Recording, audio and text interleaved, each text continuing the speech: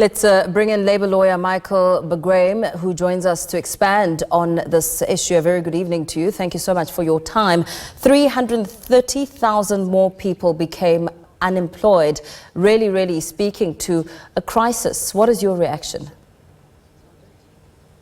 Well, it's actually devastating. It's disastrous for South Africa. It's disastrous for all of us. Just about every single family in South Africa is affected by this. We're probably the worst in the world at the moment. And when you look at it, this is the first quarter. Now, you would expect in the first quarter that, in fact, we would have more jobs because tourism, for instance, was booming. And we in fact see in the Western Province that their unemployment has come down to about 21%. So you would expect those figures would actually influence the overall figure, but you can see even with the influence of the Western Province, it's really disastrous. It's 330,000 people who have now, on top of the highest unemployment in the world, we now lost those jobs as well. And for every person that loses a job, you're looking at their family, and often families look after others. We suspect that it's every person that has a job is looking after 5 or 6 people. So if you take another 330,000 people out of the job queue, then what you've got is probably another 1 million people who are going to be starving. This is just not, it can't be business as usual. We're doing something wrong in this country, and I think everyone should realize it. We're on the cusp of an election, and we have all those fancy plans put together by the Department of Employment and Labour where they're going to spend billions of rands. You might recall on your station, you announced billions of rands were going to be spent on job opportunities. All that's come to naught.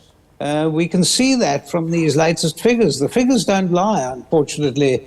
And so we have that extra amount of people sitting out there in the dark and not being able to turn anywhere. And if, in fact, these elections don't turn out something different, we're probably going to go even more downhill in the second quarter, because traditionally, the second quarter loses more jobs than the first quarter. So this is just bad news all round. However, and I must temper this, I'm optimistic. I think the people are starting to realize it can't be business as usual. Yeah. I think every single political party has now put job creation as the head of its manifestos. And we can't rely on government. That's the next thing. I mean, we just heard Mr. Vavi, what he had to say. And yes, government is on some sort of investment strike. They've lost hope. Our government has lost hope. And then, of course, the business sector is also on an investment strike because they've lost hope. So I believe we're at the bottom and that we must turn.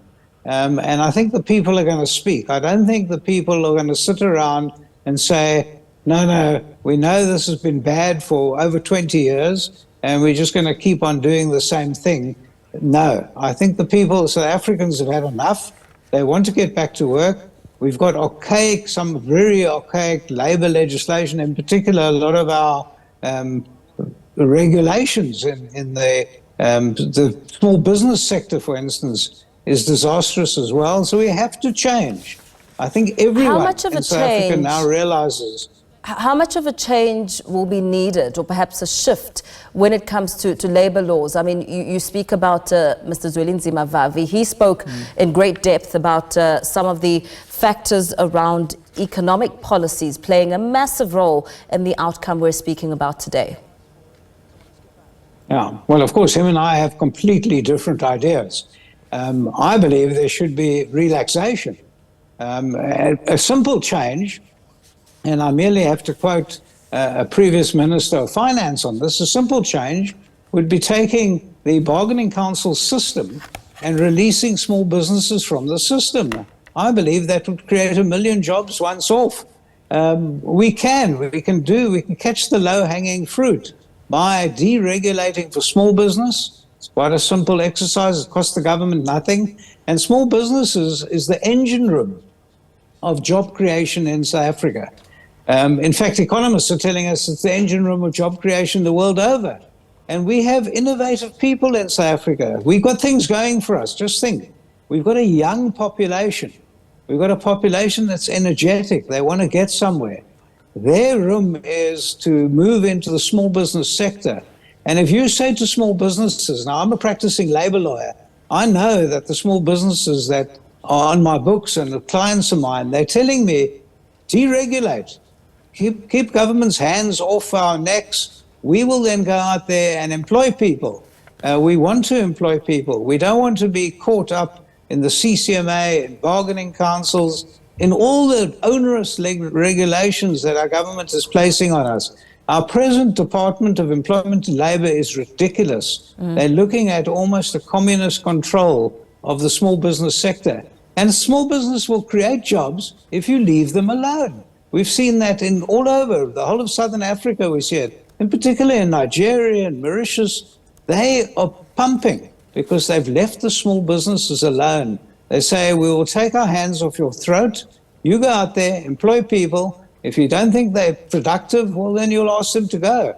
But what we're doing in South Africa right now is we're moving in the opposite direction. And we can see this in the figures. I'm busy looking at these figures right now as I sit here, and it's horrific. Yeah. Also, if we look at the youth, we had the Arab Spring. Yeah, if we look at the youth who remain very vulnerable, those between the ages of 15 to 34 years, vulnerable in the labor market, which really calls for a great concern because, they're young people and left to other options, which would perhaps speak to crime, perhaps, and really just relying on a government that isn't delivering.